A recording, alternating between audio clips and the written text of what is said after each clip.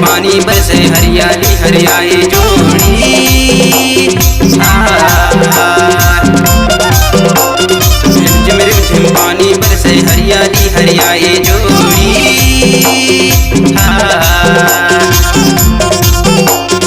मीठ बोल पापिया बोले पंचन के मन मोर जोड़ी कर्मा लगा वो जोड़ा के जोड़ा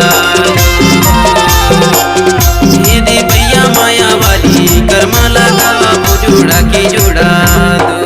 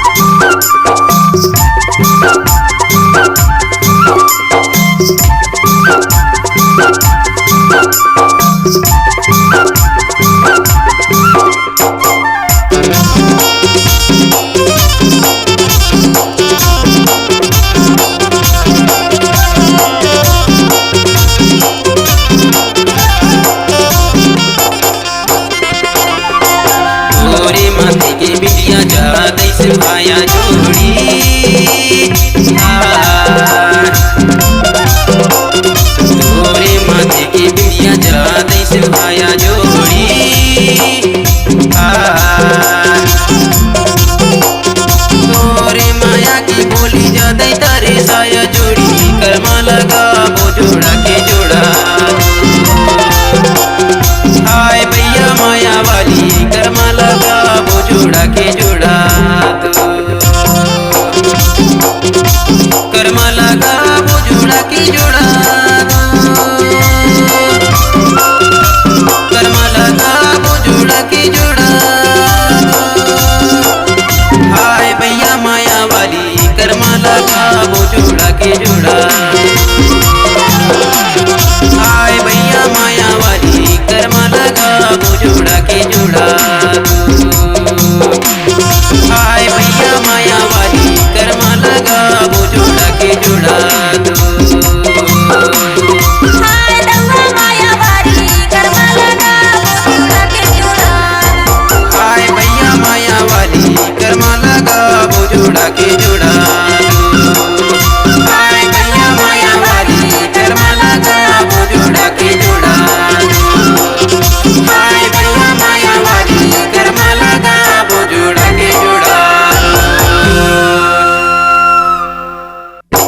पिंजरा के सुबह तड़प थे वो संगी मोरो माया ला तड़पाए वो रानी तरसाई डारे वो संगी मोरो माया ला तरसाई डारे हाय पिंजरा के सुबह तड़प थे वो संगी मोरो माया ला तड़पाए वो रानी तरसाई डारे वो संगी मोरो माया ला तरसाई डारे हाय तोर मिठी बोली राजा मोला मोहाई काटे काम राजा जाते रहवाई तरसाई डारी का सकी तोर माया मारो माय डारी हाय तोर मिठी बोली राजा मोला मोहाई काटे काम राजा जाते रहवाई तरसाई डारी का सकी तोर माया मार तरसाई डारी हाय